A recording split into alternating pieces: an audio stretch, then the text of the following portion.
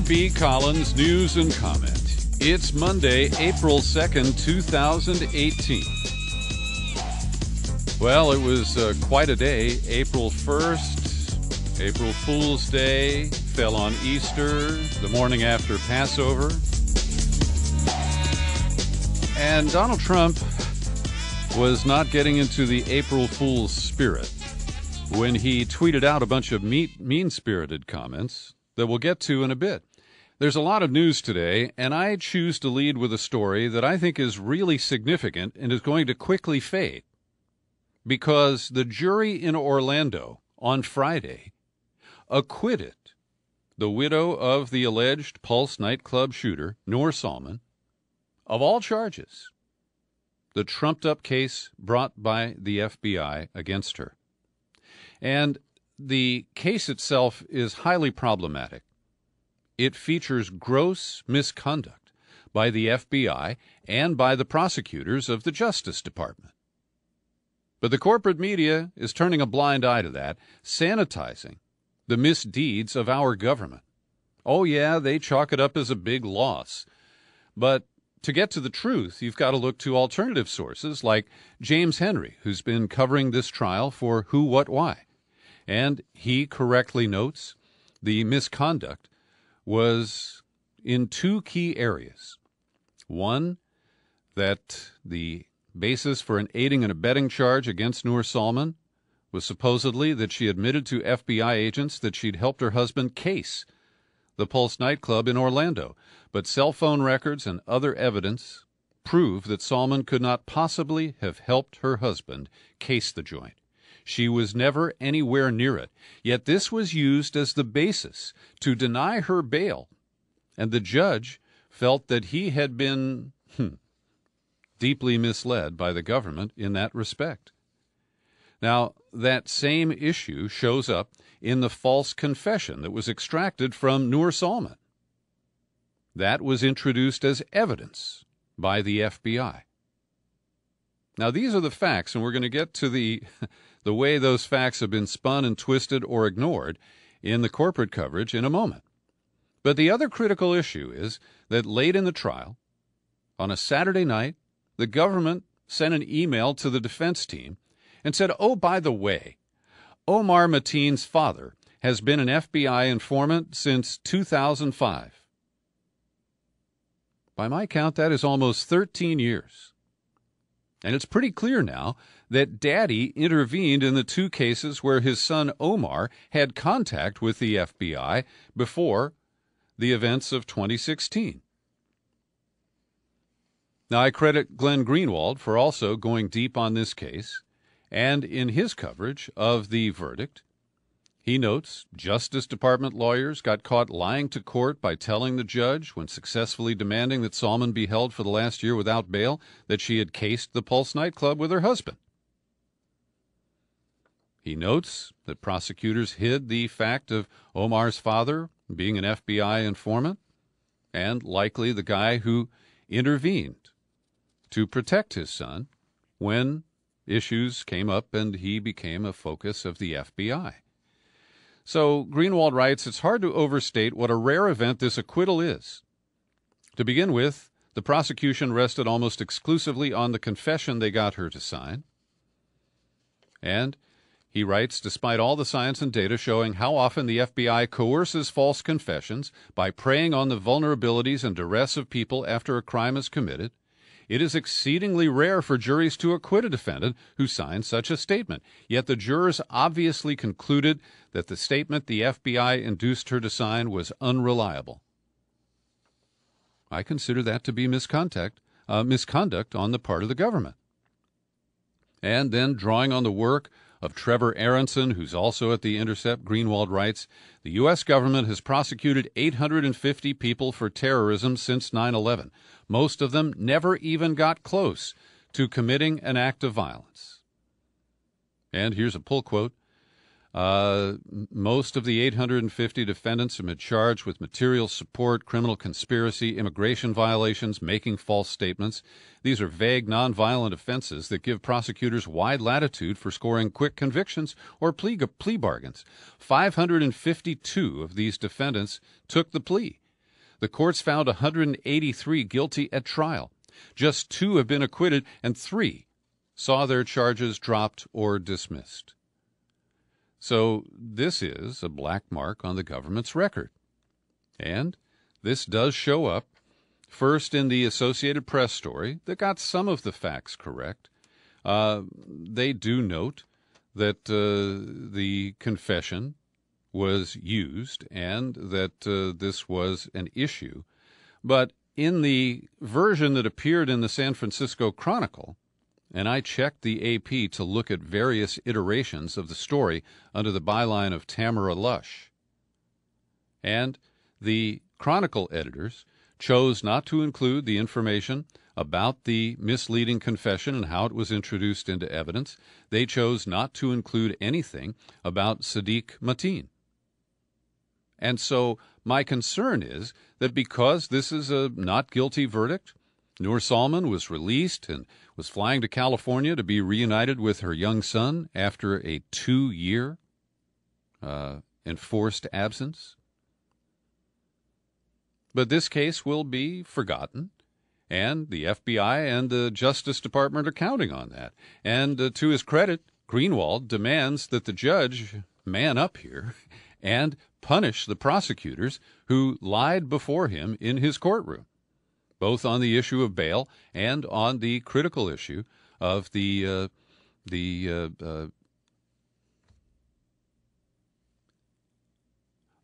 confession. And that doesn't even include the matter of the disclosure about the father being a longtime FBI informant. And I've also linked for your perusal to the New York Times report on this. And they do accurately say that it was a difficult case. It's a big loss for the government. The FBI should record its interviews. Prosecutors, I'm quoting, built a convincing case that Mateen had methodically made arrangements for the attack, but they were less successful in tying his widow to his actions. Prosecutors, here's how they reference the confession. Prosecutors relied on a confession Ms. Salman gave FBI agents in which she admitted she had known about her husband's acquiring weapons, watching Islamic State videos, and discussing possible locations in apparent preparation for the June 12th attack of 2016. That's how they handle it. They don't say that the confession was false and that the FBI nevertheless tried to use it against her in the trial. So this is a case of gross misconduct by the government, compounded by coverage by the corporate media that omits the critical failures of the government in this case. And I just think that this is a matter that we need to pay close attention to and use our critical judgment, because we can no longer rely, and I haven't in a long time, but we can't rely on a major outlet like the New York Times or the Washington Post to properly and accurately cover these issues. And there's another one that's being sanitized, particularly by the Times, and that is the confrontation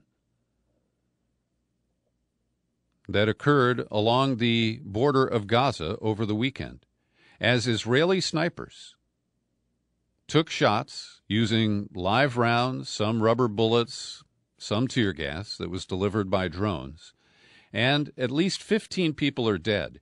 And the number of people wounded by Israeli fire ranges from 750 to over 1,300. This is an egregious case of disproportionate response. And I have seen the videos. Israel might consider them selective.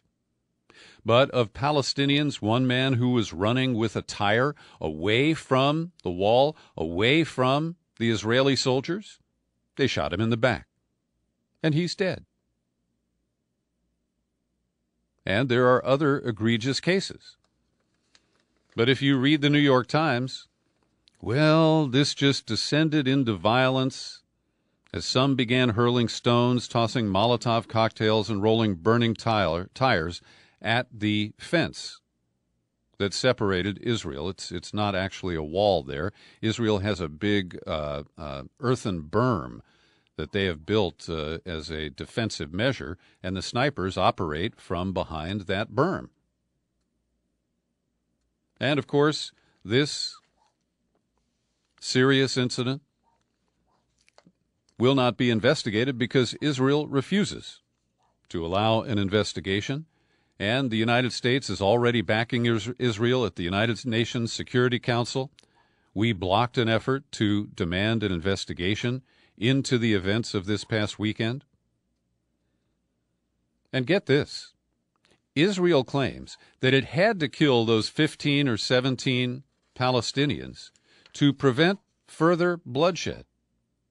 And you believe that? Here's the general. His name is Ronen Manelis, chief army spokesman. His troops had fired precisely. There was information that Hamas was planning attacks under the cover of the protests. He would not detail the rules of engagement, but said the principle was not allow the sabotage of military infrastructure and not to allow any mass crossing of the fence. And he said the nightmare scenario of a mass influx could have been realized, but instead they killed these people. How many would have been killed then, he said. We prevented a bloodbath. Now, this is unconscionable, and it's also not credible. These are lies, misrepresentations, and the United States will back them to the hilt. One of the other claims is that because Hamas members are participating in this protest about, it's called Land Day, and this is predicted to be a 6-week series of protests. Well, Israel claims that because some Hamas members were in among the protesters, that they were using the protesters as human shields. But there's only one case where there is an accusation that Palestinians fired on Israelis. And even if that's true, the disproportionality of the response remains quite clear. Now, today, the Israeli government announced that it was going to scrap plans to force African asylum seekers and deport them to nations like Rwanda. Benjamin Netanyahu released a statement that Israel is working with the United Nations to resettle about 16,000 African migrants to Western nations, and that Israel would accept half of them as long-term residents if these other countries would take the other half. Well, that didn't last very long, because before the end of the day, Netanyahu suspended the plan after getting a lot of brushback from the most extreme right wing in Israel. He said he's suspending the implementation of the deal that I just described. I listen to you first and foremost, the residents of South Tel Aviv, he wrote, and so the plan is now on hold. As many of my listeners know, I was heavily involved in the launch of NewsBud back in 2016, an independent media site. We crowdfunded the money to launch it, and working with my longtime colleague, Sibel Edmonds, I was happy to introduce a new media outlet. But as you also know, I parted ways with Sibel and NewsBud in just a month or two, and I was deeply uncomfortable with some of her coverage where she became the central focus of the story, and I felt that she was engaged in kind of crusading tactics and that she had unfairly attacked the media organization FAIR and its founder a long time ago, Jeff Cohen. Well, over the weekend, James Corbett, who is also a former colleague of Sibel Edmonds, decided that he'd had enough. And he released a video, it's an hour and 38 minutes long, where he painstakingly reviews recent coverage by NewsBud, led by Sibel Edmonds, in particular, her attacks on the journalists Eve Bartlett and Vanessa Beeley. Now, I don't know Bartlett and Beeley. I was contacted by Eve Bartlett last week asking for help because she said I'm being smeared by Sibel. And I have not evaluated the coverage of Beeley and Bartlett, But Sibel Edmonds did and attacked them. And James Corbett, who has interviewed Bartlett and Beele on his Corbett Report in the past, he couldn't handle it anymore. And many of us have watched and kind of squirmed as we've seen Sibel become much more combative.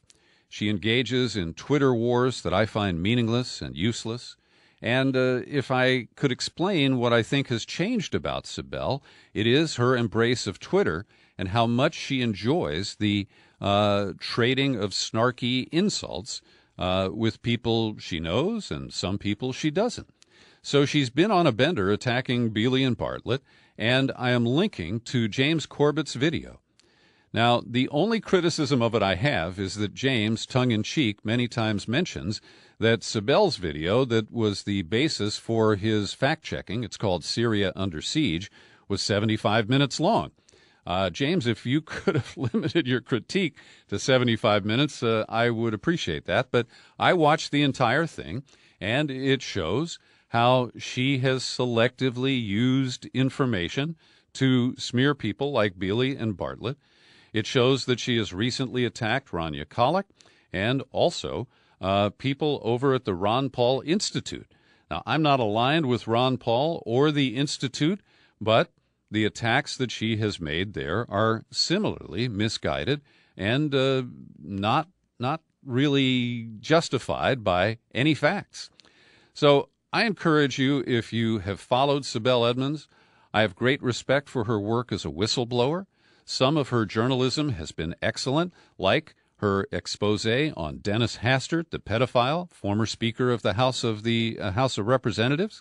I do not reject all of Sibel's reporting, but in the last year or two, she has become more shrill, and the output at Newsbud, I'm sorry to say, is more similar to Alex Jones' InfoWars than any kind of media outlet that I would want to be associated with.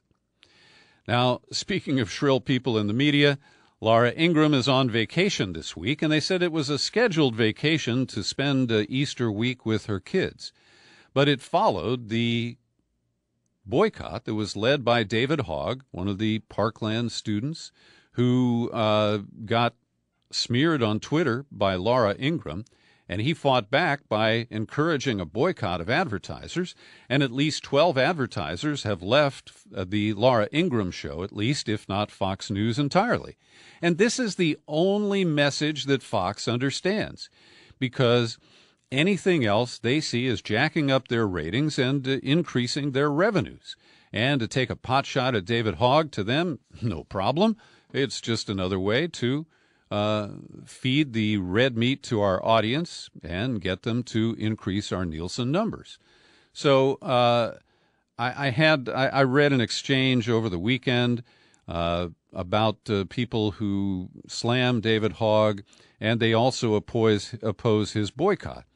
But last time I checked, the First Amendment still is in effect, and the only boycotts we're not allowed to participate in, according to misguided recent legislation, are those related to the State of Israel. But we are allowed to boycott Fox News and other corporate entities here in the United States. And, you know, there's this weird website, Hamilton 68, which portrays itself as tracking the spread of Russian propaganda on Twitter. And according to this, the bots in Russia are big time behind Laura Ingraham. Over the weekend, we saw a 2,800% jump in bots who are using the hashtag #IStandWithLaura.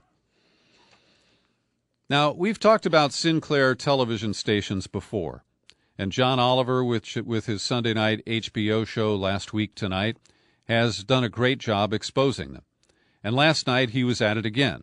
We learned from a scrappy reporter whose name is Timothy Burke, and he published this at Deadspin, that the Sinclair headquarters in Baltimore sent out a script and ordered its anchors in every one of the markets, and that's now 193 television stations, that they had to stand in front of a camera and recite the same script.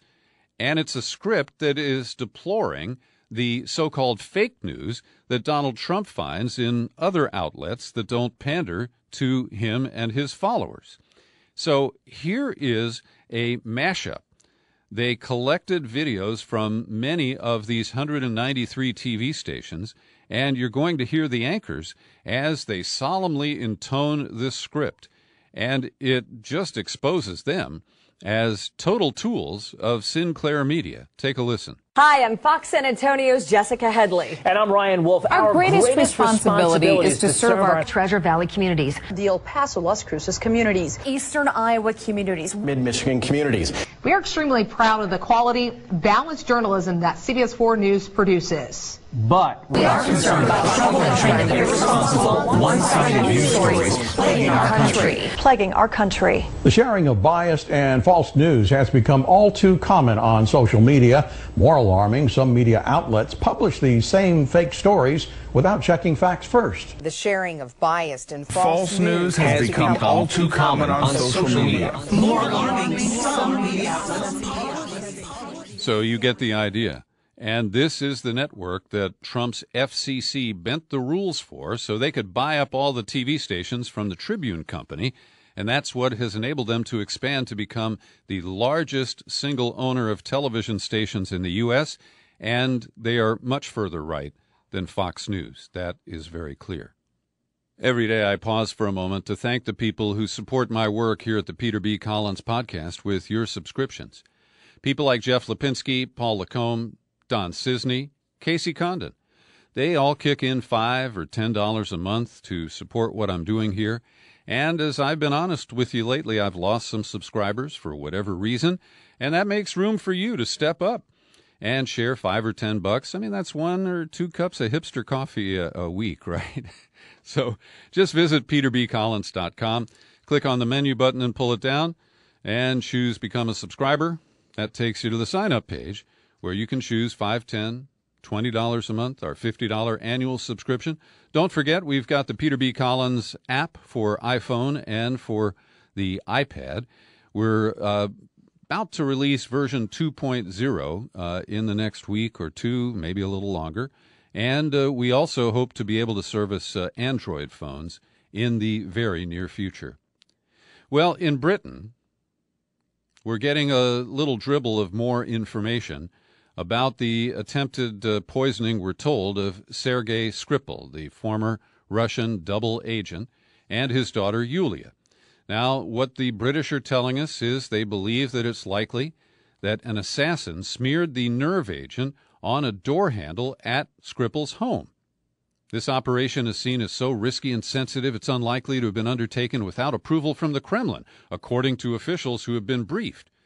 Now, this is another case where important decisions and seismic shifts in relations with a nuclear power, Russia, are being based on evidence-free assertions. So we have to trust them that it was the nerve agent, a Novichok of some sort, but they haven't provided any evidence. Now they drivel out this information. Well, we think it was on the door handle, and that when the father and daughter left to go to brunch or whatever it was they were doing, that they touched the handle, it was wet, and so they then might have wiped that on their clothing or even on their skin. Now, this is all speculative, and get this. They use this to point the finger directly at Putin. The New York Times report reads, quote, 4 weeks after the assassination attempt, British and American officials are turning to the question of whether President Vladimir Putin himself was aware of or ordered the attack. And then they admit they don't know. They say there is no evidence so far of his direct participation, but the Russian president, a former KGB officer, is skilled at hiding his communications. This is not evidence. This is speculation, and it is posing as fact-based reporting. It is just so frustrating to see this continue. Here's another misleading spin piece from a quote from Richard Guthrie, an independent chemical weapons expert. For an assassin to leave poison on Skripal's door handle would require considerable knowledge of the underlying chemistry. It's a huge implication if it was the door handle, because it means someone had to be in the UK with the material. Now, none of this offers any proof that Russian agents, that private spies or spooks or thugs who work for Russian oligarchs who live in England are responsible. I mean, there are many possibilities, even if you only limit it to people who are tagged as Russian. But I find it frightening that we are spinning further and further away from facts and just producing these illusions that lead to significant changes in international policies. Now, I mentioned that yesterday was April Fool's. It coincided with Easter, and Trump should have waited for the announcement that he made on Friday with a mangled press release that had many typos in it. On Friday, Trump announced that April is National Sexual Assault Awareness and Prevention Month. His statement reads, "We must not be afraid to talk about sexual assault, misspelled, and sexual assault misspelled a different way, prevention with our loved ones in our communities and with those who have experienced these tragedies. We must encourage victims to report sexual assault and law enforcement to hold offenders accountable. And we must support victims and survivors unremittingly." That's misspelled as well. Now, this is so preposterous. It is beyond hypocritical. For the guy who went to Easter services with the wife that we know he was cheating on, and the false pretenses, the pure hypocrisy of this, and the fact that Christians, the evangelicals who support Trump, don't talk about this, don't even say they're offended by it. We have one member of Congress, a Republican from Colorado, who spoke up. He opposed Trump's Twitter storm about immigration, which we'll get to in a moment here. But the other unbelievable element is that Trump insisted in the recent budget that he signed in expanding funding to $100 million a year for abstinence-only sex education. We know how widely this has failed. And for a hypocrite like Trump, who has a little problem with abstinence himself, to be promoting it to young people today is just beyond, it's beyond the pale. And here's a quote from one news account. Trump, an alleged serial adulterer who has bragged about sexually assaulting women and has been accused of such behavior close to 24 times, has asked that abstinence funding be increased by $100 million. Here in California about 25 years ago, Pete Wilson was desperate to get elected as governor here.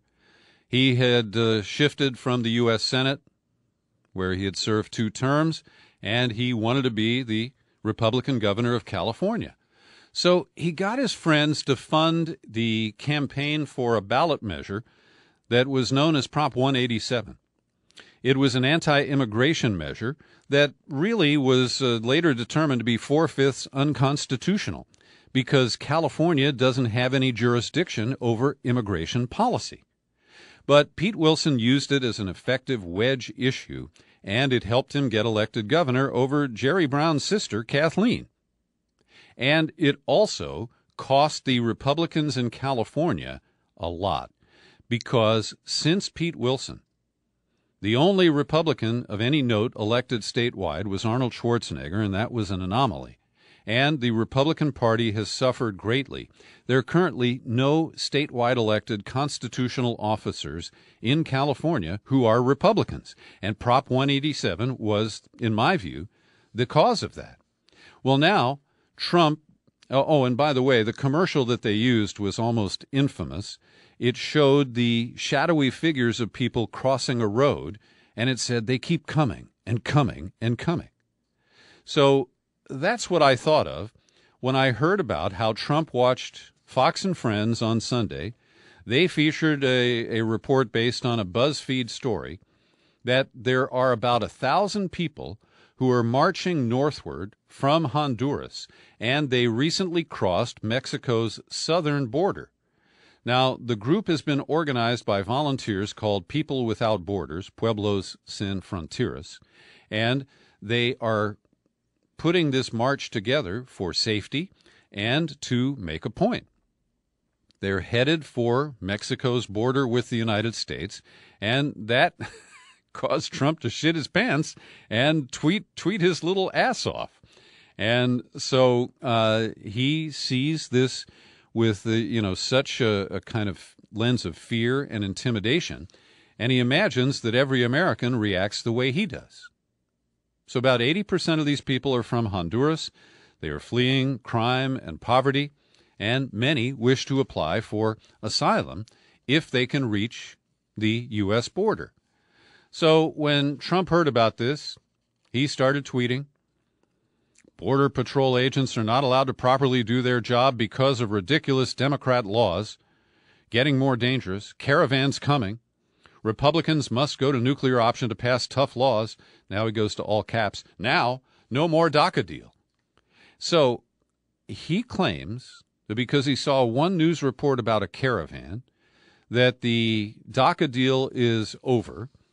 He is going to hold them hostage for some other reason, I suppose. But it's also just silly to blame Democrats for this, and it's really hard to understand where he gets his information. Oh, Fox, sorry.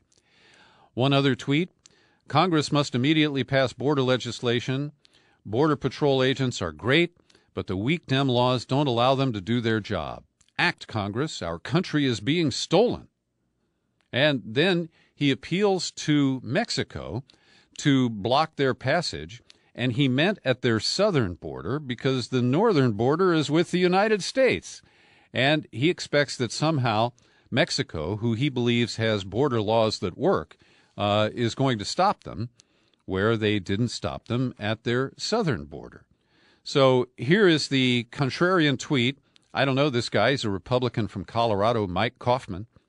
"The president's DACA announcement couldn't have come at a worse time. Easter is a day for many to rejoice and come together, not to put more anxiety on young people.